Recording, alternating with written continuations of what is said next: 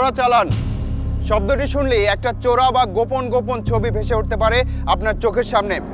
দুটি দেশের মধ্যে নিয়ম কানুনের আড়ালে বা কখনো কখনো প্রকাশ্যেই এমন একটা কিছু চোরাচালান হচ্ছে যা আসলে কোনোভাবেই চোরা বা গোপন রাখা সম্ভব নয়, কিন্তু তার বিপরীতে লাভ আর ব্যবসার হিসাবটা বড়, কারণ সেখানে সীমান্তের চোখ রাঙানি কাঁটাতারার ঝুঁকিটাও চরম।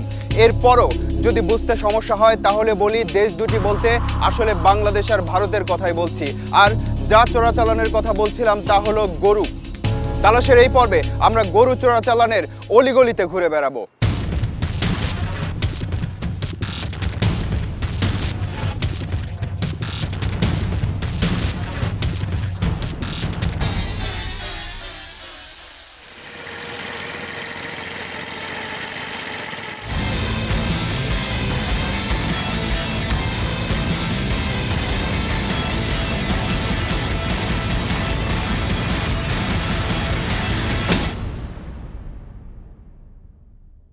প্রতিবেশী দেশ ভারতের সাথে প্রায় 4000 কিলোমিটার দীর্ঘ সীমান্ত আছে বাংলাদেশের। আন্তর্জাতিক সংবাদ বিষয়ক মার্কিন online news company global post এই সীমানা দেয়ালকে বলছে ওয়াল অফ ডেথ বা মৃত্যু দেয়াল। আর এই মৃত্যু দেয়ালের 22টি রুটের এপার ওপার হাজার হাজার কোটি টাকার গরুর ব্যবসা, কিন্তু একটু এদিক ওদিক হলেই মৃত্যু নিশ্চিত।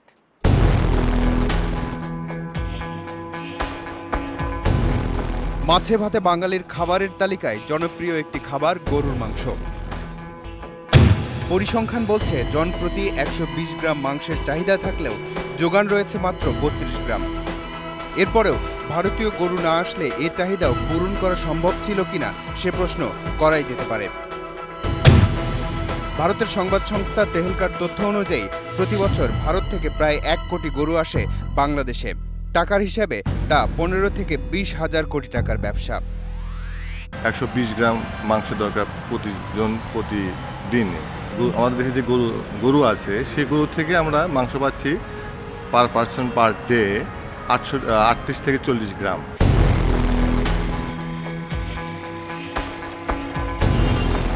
মাংসের চাহিদা আর হাজার হাজার কোটি টাকার হিসাবের পাশে যে বিষয়টি সামনে চলে আসে তা হলো ভারত থেকে গরুগুলো আনতে গিয়ে অনেক মানুষের জীবন যাওয়ার খবরও আসছে হরহামেশাই। দেশীয় মানবাধিকার সংগঠন অধিকার, আন্তর্জাতিক মানবাধিকার সংগঠন হিউম্যান রাইটস ওয়াচ এবং ভারতীয় মানবাধিকার সংগঠন মাসুমের সম্মিলিত জরিপ থেকে পাওয়া তথ্যে দেখা যাচ্ছে বিভিন্ন কারণে গত 39 বছরে বিএসএফ এর গুলিতে প্রায় 3000 বাংলাদেশির মৃত্যু হয়েছে। শুধু গত 10 বছরেই এ সংখ্যা 1000 ছাড়িয়ে গেছে। আর এই মৃত্যু তালিকার শীর্ষে অবস্থান গরু ব্যবসায়ীদের। ভারতের এই সীমান্তরক্ষী বাহিনী শুধু বাংলাদেশি নাগরিকদেরকেই যে হত্যা করছে তা নয়, গত 10 বছরে খোদ ভারতেরই মারা গেছে প্রায় 4 শতাধিক। এবং নিরস্ত্র লোককে গুলি মারাটাই হলো আন্তর্জাতিক আইনের বিরুদ্ধে যাওয়া, দেশীয় আইনের বিরুদ্ধেও যাওয়া। ভারতের আইনে জীবন্ত পশু, লাইভ অ্যানিমালস রপ্তানি করা বা এক্সপোর্ট করা ব্যান্ড, নিষেধাজ্ঞা আছে। এটা যতদিন লিগ্যালাইজ না হবে ততদিন সমস্যাটা রয়ে যাবে।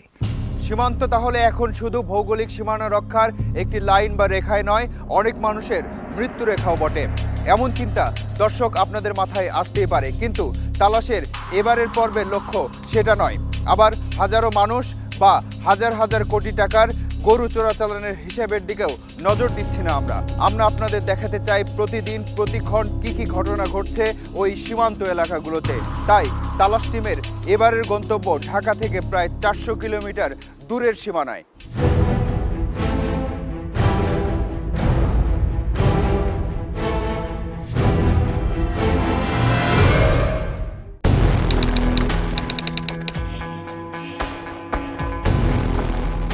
এ দৃশ্য দেখে প্রথমেই আপনার মনে হবে এটা একটা গরুর হাট, কিন্তু ভুল। এ ভুলটা আমাদেরও হয়েছিল। আমরা পরে জেনেছি এটা গরুর হাটের মতো দেখালেও তা নয়, বরং দিনাজপুরের সীমান্তবর্তী থানা বিরামপুরের দক্ষিণ দাউদপুর বর্ডার গার্ড ক্যাম্পের মাঠ। যেহেতু হাট নয় সেহেতু একসাথে এত গরু মহিষ দেখে ধরে নিন ভারত থেকে বৈধ পথে আসা সব গরু মহিষ এখানে জড়ো করা হয়েছে। সেটাও ঠিক নয়, বরং সত্যটা হলো সবগুলো গরু ভারত থেকে এসেছে চোরাই পথে। তবে এগুলোকে আটক করা হয়নি, বরং ভারত থেকে বৈধ পথে আসেনি জন্যই এসব গরুর বৈধতা দিতে এখানে রাখা হয়েছে। রাত্রেবেলা মানে ফোন করে বাংলাদেশ মাল পেয়ে গিয়ে যদি এখানে মাল পেয়ে গেলাম, লাইসটা আপনি আজ নিয়ে যান। এটা আমি যাই, আমি মানুষ ধরে নিয়ে যাই, আমি নিয়ে আসলাম। মানে আপনাদের মাধ্যম? জি, আমরা নিয়ে আসি না, তারা এনে দিয়ে যায়। এখানেই শেষ নয়, যে জমির উপর দিয়ে এসব গরু আসে সেই জমির মালিককেও টাকা দিতে হয়। হয়তো পথটা বৈধ নয় জন্যই যে যেভাবে পারে উপার্জন করছে। আমরা 1100 টাকা নিই 1100 টাকা জোড়া। আচ্ছা, জোড়া। এই আমাদের খরচ আছে। এতক্ষণ আপনারা যেসব দৃশ্য দেখলেন তাতে মনেই হতে পারে শুধু বাংলাদেশ অংশেই বুঝি এরকম ঘটনা ঘটছে, কিন্তু আমরা অনুসন্ধান করতে গিয়ে দেখেছি যে হুবহু একই রকম গরু চোরাচালানের আসর বসে ওপারে ভারতেও।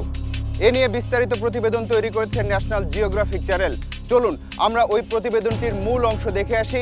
আশা করছি অনেক কিছুই পরিষ্কার হয়ে যাবে তাতে।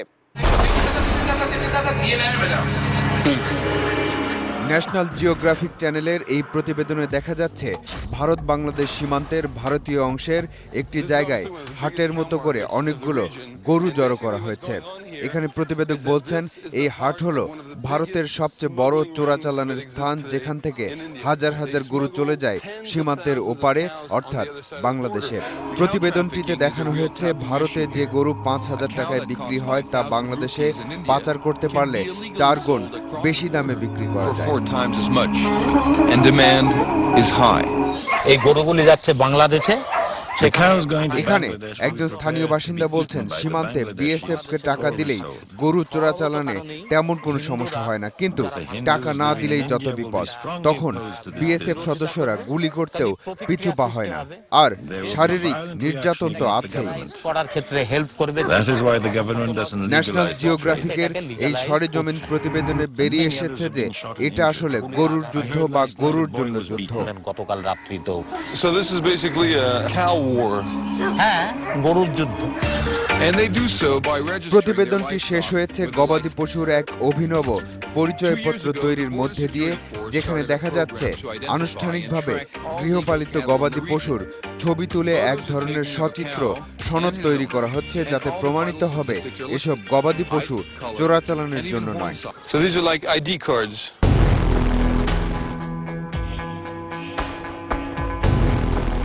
ভারতের সংবাদ সংস্থা তেহেলকার এক প্রতিবেদনে দেখা যাচ্ছে গরু চোরাচালানের ক্ষেত্রে বাংলাদেশে বর্ডার গার্ড বাংলাদেশ বা বিজিবির যে ভূমিকা, ওপাশে চোরাচালানের মাধ্যমে গরু বাংলাদেশে পাঠানোর ক্ষেত্রে ভারতের বর্ডার সিকিউরিটি ফোর্স বা বিএসএফ এরও প্রায় একই রকম ভূমিকা।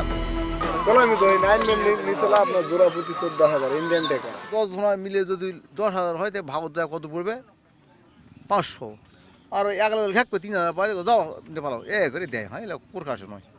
টাকা বা ঘুষ না দিলে সীমান্তরক্ষীরা আচরণে কতটা অমানবিক হতে পারে তা চাঁপাইনবাবগঞ্জের হাবিবুর রহমানের ঘটনা দিয়েই দেখেছে পুরো বিশ্ববাসী। আর গরু চোরাচালানের ক্ষেত্রে সীমান্তরক্ষীদের ভূমিকা কি তা নিয়ে বিস্তারিত প্রতিবেদন দেখিয়েছে ভারতের একটি টিভি চ্যানেল। এবার আমরা হাবিবুর রহমানের উপর সীমান্তরক্ষীদের নির্যাতন এবং ওই প্রতিবেদনের দিকে নজর দেব।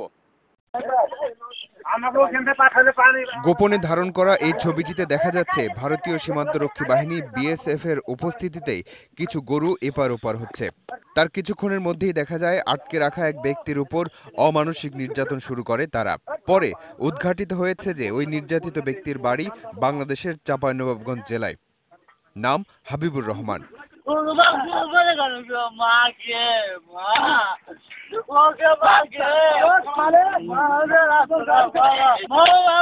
গরু চোরাচালান নিয়ে একটি বিস্তারিত প্রতিবেদন দেখানো হয়েছে ভারতের এনডিটিভিতে।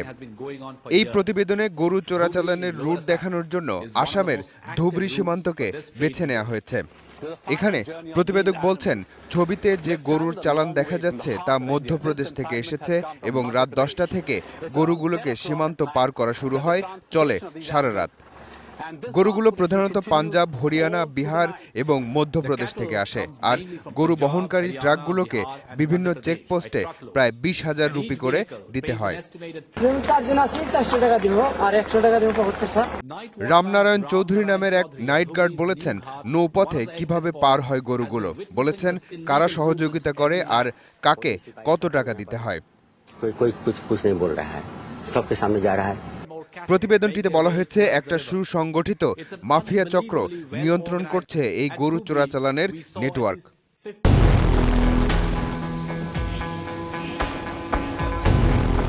সীমান্তরক্ষীদের যোগসাজশ যেমন চোরাকারবার সহায়ক, তেমনি তাদের চোখ ফাঁকি দেওয়ার প্রবণতাও থাকে চোরাকারবারীদের, কারণ তাতে লাভ বেশি।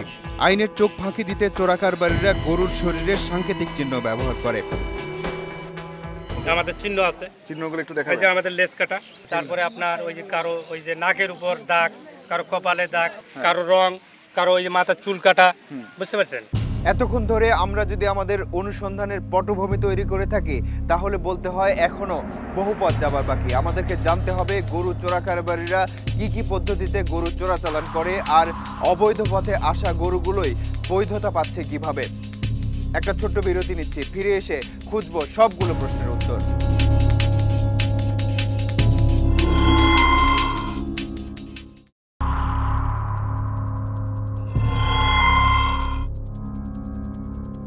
নাগরিকত্বের প্রমাণ ছাড়া একটা দেশে কোনো সুবিধা নেওয়া কি সম্ভব? অনেকেই হয়তো জানেন না যে সীমান্ত এলাকায় গরু কেনা বেচার ক্ষেত্রেও সনদপত্র নিতে হয়। তবু একটি দুটি নয়, গুনে গুনে 4টি সনদপত্র। আর সেই সনদপত্র পেয়ে গেলে মুছে যায় গরুর চোরাই হয়ে আসার কলঙ্ক। চলুন এবার দেখে আসা যাক কি সেই পদ্ধতি, আর তার সাথে সংশ্লিষ্টই বা কারা। পঞ্চগড় জেলার সবচেয়ে বড় হাট এটি। হাটের এক পাশে দেশি গরু, অন্য পাশে ভারতীয় গরু। কিন্তু এসব বড় বড় গরুও নাকি এখন দেশি গরু হয়ে গেছে, কারণ এসব গরুর কাগজপত্র আছে। তাই আকার আকৃতিতে ভারতীয় গরু হলেও কাগজে কলমে সব দেশি গরু হিসেবেই রেকর্ড হচ্ছে হাট কর্তৃপক্ষের খাতায়। এগুলো হচ্ছে ইউনিয়ন পরিষদের, এগুলো যদি দেশি গরু না হয় তাহলে আমি এগুলো এই কাগজগুলো কোথায় পাই না। মানে ইউনিয়ন পরিষদেরই হচ্ছে দেশি গরু, মানে ইউনিয়ন পরিষদের কাগজ থাকলে আপনি বলবেন দেশি গরু। হ্যাঁ, দেশি গরু। আমি এখন এই কথা আমি বলতে পারবো না যে গরু ইন্ডিয়া, এই কথা আমি বলতে পারবো। এগুলো সব দেশি গরু, আমি মনে করবো দেশি গরু। মানুষের নাগরিকত্বের সনদ দেয় যারা, তারাই গরুরও নাগরিকত্বের সনদ দিচ্ছে। আরও স্পষ্ট করে বললে ইউনিয়ন পরিষদ। যে আবেদনপত্রটি আপনারা দেখতে পাচ্ছেন, তেমন একটি আবেদনপত্রের মাধ্যমে গরু বিক্রির সনদ নিতে হয়। তবে শর্ত আছে, গরুটিকে গৃহপালিত হতে হবে।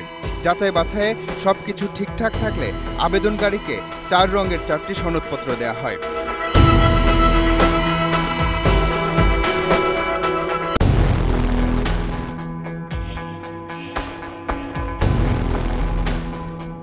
সবুজ রঙের একটি সনদপত্র নিয়ে অনুসন্ধান শুরু করলো তালাশ টিম। এতে দেখা যাচ্ছে মোহাম্মদ সালাম নামের এক ব্যক্তিকে তেঁতুলিয়া থানার শালবাহান ইউনিয়ন পরিষদ থেকে গরু বিক্রির সনদটি দেওয়া হয়েছে।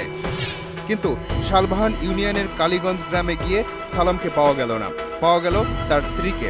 তার কাছে আমরা জানতে চাই সালাম যে গরুর সনদ নিয়েছে তা গৃহপালিত ছিল কিনা। না, কিনা করে বিক্রি করছি। কিনা করে বিক্রি করছেন?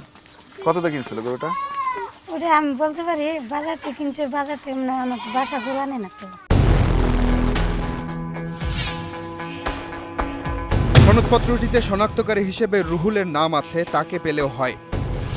কপাল খারাপ বলতে হবে, কারণ রুহুলকেও বাড়িতে পাওয়া গেল না। তবে রুহুলের ছেলে বলে দিল আসল ঘটনা। কিনে বিক্রি করলে কি এই কাগজ করা যায়? মিথ্যা কথা বললে বিক্রি করছে যে এটা পালের গরু। এবারের গন্তব্য শালবাহান ইউনিয়ন পরিষদ, কারণ ওই সনদপত্রে ইউনিয়ন পরিষদের চেয়ারম্যান মতিয়ার রহমানের স্বাক্ষর আছে। মতিয়ার রহমানকে পাওয়া যায়নি, কিন্তু স্থানীয় বাজারে পাওয়া গেল ইউনিয়ন পরিষদের একজন সদস্যকে। তার কাছ থেকে শুনি ঘটনা আসলে কিভাবে ঘটে।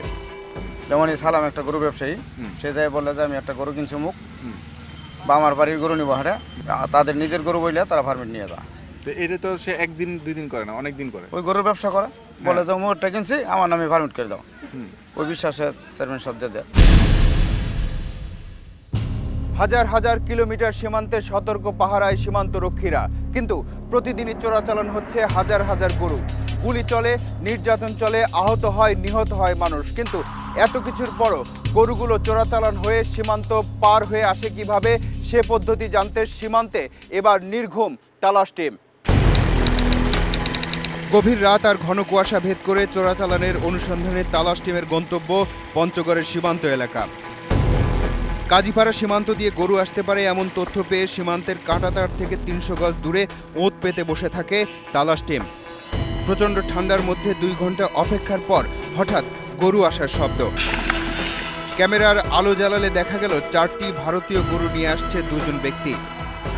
এলাকা হাসপাতালে তো মনে করেন যে আমার কাছেই আছে। হ্যাঁ, দেখেন মানে এই যে বোর্ডের কাগজ। বোর্ডের কাগজ এটা না? হ্যাঁ, ইউনিয়ন পরিষদের কাগজ। এখানে কয়টা গরুর কাগজ? 4টা। মহাজনের নাম? আজিমুদ্দিন, একজন নাম মস্তু, 2 জন তো হয় না। এই যে তোতা মিয়া কার নাম? তোতা মিয়া দেখার নাম আছে। তবে তাদের একজন কথা বলতে চায় কিন্তু মুখ দেখাতে চায় না, তাই কাপড় বেঁধে নিল মুখে। ওটা সকালবেলা মোবাইল করলো, গরু আছে অমুক জায়গায়, এত কেজি মাংস হবে, গরুটার দাম এত পড়বে। তখন আমরা ওই অনুযায়ী টাকা দিয়ে পাঠাই। ওরা ওদিক থেকে বিএসএফ ফলো করে, বিএসএফরা যখন বসে থাকে তখন ওরা মোবাইল করে কথা বলার পরে আমরা যখন বিএসএফ থাকে না তখন গরু নিয়ে আসি। যেখানে কাটাতার থাকে তখন ওইদিকে যে একটা তার কাটে দিয়ে ওরা ভারতের ওরা ওইদিকে কাটে, আমরা দিয়ে কাটি, কাটা পরে গরু নিয়ে আসি। তক্তা দিয়ে নিয়ে আসি ছোটো ছোটো যেগুলো গরু 30 কেজি 40 কেজি 50 কেজির মধ্যে আমরা তক্তা ফেলাই দিই তারের উপর দিয়ে, তখন ওরা হাত পা বাঁধে দেয় গরুতে, আমরা সারাম করে নিয়ে আসি। রাত পেরিয়ে গেল, সকাল 7টা তখন। কাজীপাড়া ব্রিজের উপর দিয়ে আসলো আরো 10টি গরু। তালাশ টিম অনুসরণ করছে দেখে একজন গরুগুলো রেখেই পালালো।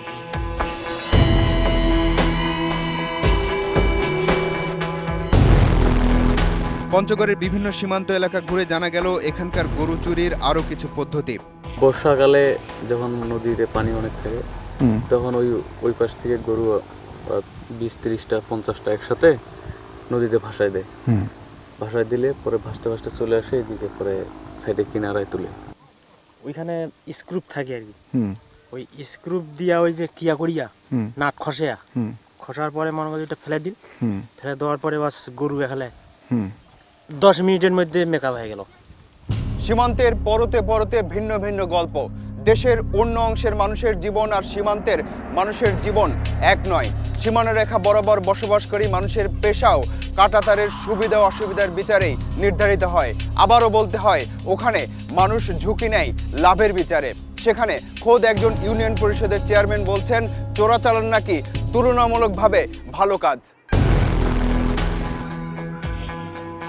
শালবাহান ইউনিয়ন পরিষদের সদস্য লোকমান হোসেন গত নির্বাচনে প্রথমবারের মতো সদস্য নির্বাচিত হন। নিজের লেখাপড়ার দৌড় শুধু নাম স্বাক্ষর করা পর্যন্ত। তবে কিভাবে গরু চোরাচালান করে ধনী হতে হয় সেটা হয়তো তিনি ভালোভাবেই জানেন। এই কারণেই ইউনিয়ন পরিষদের সদস্য হওয়ার পরও গরুর দালাল নামটা ঘোচেনি তার। এভাবেই তিনি এখন একটি পাকা বাড়ি এবং কয়েকশো একর জমির মালিকও বটে। আমাদের এই সাইডে কোনো ব্যবসা বাণিজ্য নাই। আর কতদিন ধরে ব্যবসা করছেন? আমার ব্যবসার বয়স মেলা। কত? আমার ব্যবসার বয়স মনে করেন যে আজকে 30-35 বছর। কৃষিকাজের মধ্যে আমি খুব ঝুঁকে আছি। জমি জমা অনেক, বাড়ি ঘর করছে। হ্যাঁ, আগে থেকেই ছিল? না, আগে থেকে ছিল না, এই অল্প কিছুদিন থেকে হয়েছে। এমন উদাহরণ অহরহ পাওয়া যায় সীমান্ত এলাকাগুলোতে। কৃষিতে কতটা উন্নয়ন হচ্ছে বা শিক্ষায় সে হিসাব পাওয়ার চেয়ে চোরাচালানের মাধ্যমে টাকা উপার্জনের হিসাব করাটা এসব এলাকার মানুষদের জন্য বেশি সহজ। কিন্তু সে পথ কতটা খারাপ বা কতটা ঝুঁকিপূর্ণ সেটা কোনো ব্যাপার নয়। এ কারণেই সীমান্ত এলাকার মানুষেরা কৃষিকাজ অথবা অন্য পেশার পাশাপাশি গরু ব্যবসায় নেমে পড়েছে। সীমান্তের কোনো কোনো গ্রামের সব মানুষের পেশায় গরু চোরাচালান। আপনি মানে এই দোকানদারি করেন কতদিন? 24 বছর ধরে। 24 বছর ধরে। এই পাশাপাশি কি করেন? গরু ব্যবসা করি। আবার গরু চোরাচালান করতে গিয়ে যারা নির্যাতিত হয় বা নিহত হয় তাদেরকে অর্থের লোভ দেখিয়েই ঠেলে দেয় প্রভাবশালী চক্র। সবারই কৃষি আছে, কৃষির ফাঁকে ফাঁকে তারা বাজারে যায়। বাজারে যায় যদি হাত দালাল মানে আপনি একটা গরু নিয়ে গেছেন, গরুটা দাম করে নিয়ে গেল 200-100 হলে এটা বাজার করে নিয়ে আসলো। যত ব্লাকদার আছে আমাদের সবচেয়ে বেশি হলো আপনার তেতুলিয়া, কানকাটা, বাংলাবান্ধা এই এলাকা বেশি। আসলে ব্যবসাটাকে এখানে 2 ভাগে ভাগ করলে অনেকেই জড়িত। ভাগটা কেমন, কেউ গরু আনে তারা এক ধরনের, আবার এখানে গরুটা নিয়ে আসার পরে আরেকজন গরুটাকে নিচ্ছে, এটি কিন্তু আরেক ধরনের। যদি এই বিশাল জনগোষ্ঠীকে এই কাজে না লাগায়, এখন যদি তাদেরকে টোটালি বন্ধ রাখা হয় তাহলে এর আরেকটা খারাপ কাজের সঙ্গে সম্পৃক্ত হবে। কারণ 1 বোতল ফেন্সিডিল বিক্রি হবে 200 টাকা, ওখান থেকে হয়তো নেবে 30 টাকা বা 35 টাকায়, এটা বহনেও সুবিধা। সেক্ষেত্রে এই জিনিসটা যেন না ঘটে, এক্ষেত্রে আমার মনে হয় গরু আনাটা অনেক সুবিধাজনক, অনেক ভালো, সম্মানজনক হবে। কিন্তু সীমান্ত এলাকার সব মানুষই অর্থের হিসেবে লোকমান হোসেন হয়ে ওঠেনি, বরং বিএসএফ এর হাতে অমানবিকভাবে নির্যাতিত হাবিবুরদের সংখ্যাও অনেক। কিন্তু ভৌগোলিক অবস্থান, সমাজ ব্যবস্থা, অর্থনৈতিক অবস্থা আর প্রভাবশালী চক্রের বৃত্তের বন্দিত্ব বরণ করেছে বেশিরভাগ মানুষই। তেঁতুলিয়া থানার সাহেবজোত গ্রামের খুশি বেগমকে দেখুন। তার স্বামী জিয়াউর রহমানের উপার্জনের মূল অবলম্বনই ছিল গরু চোরাচালান, কিন্তু পরিণতি শেষ পর্যন্ত ভালো হয়নি। কারণ 5 বছর আগে গরু আনতে গিয়ে বিএসএফ এর গুলিতে জীবন গেছে তার। এখন 3 সন্তান নিয়ে দুর্বিষহ জীবন পার করছেন খুশি বেগম। কতদিন ধরে এই ব্যবসা করতে? ও নতুন যাইতো, মানে 2-1 বার খালি গেছে, তারপরে মনে হয়ে গেছে। মানে মারা গেছে কিভাবে আপনি শুনছেন? গুলি লাগে মারা গেছে বলে। দিনাজপুরের বিরামপুর থানার দক্ষিণ দাউদপুর গ্রাম। মাত্র 1.5 মাস আগে এই গ্রামের 24 বছর বয়সী মতিয়ার ওই জিয়াউর রহমানের মতোই ভারত থেকে গরু আনতে গিয়ে নিহত হয়েছে। বলছিল কাছে জোড়া প্রতি 1,500-2,000 টাকা পাবি, তুই চল যাবি। এ বুদ্ধি শুনে সেই চলে যায়, সে আর ফিরে আসলো না। তালাশের এবারের পর্বের সময় শেষ, তবে সীমান্ত এলাকার মানুষদের জীবন মৃত্যু আর ভিন্ন পথে চলার গল্প হয়তো চলবেই। পৃথিবীতে যেখানে যেখানেই সীমান্ত আছে সেখানেই হয়তো কম বেশি এমন অবস্থা, তবে কোনো একদিন অমানবিকতার গল্প কমে আসবে, সেটাই আমাদের প্রত্যাশা। এবার যাবার পালা। আজ চলে যাচ্ছি কিন্তু যাচ্ছি না। পরবর্তী অনুসন্ধান শেষে তালাশ টিম আবারও এসে দাঁড়াবে আপনাদের সামনে। দর্শক, আপনাদেরকে নিয়ে, আপনাদের জন্য এই অনুষ্ঠান। লিখুন এই ঠিকানায়। প্রযোজক তালাশ, ইন্ডিপেন্ডেন্ট টেলিভিশন, 149-150 তেজগাঁও শিল্প এলাকা, ঢাকা 1208। ইমেইল করতে পারেন talas@independent24.tv এই ঠিকানায়। আপনার অনুসন্ধানী মনের দরজা জানালা খোলা রাখুন। কিছু বেরিয়ে এলে আমাদেরকে জানান। তালাশ টিম থাকবে আপনার সাথে।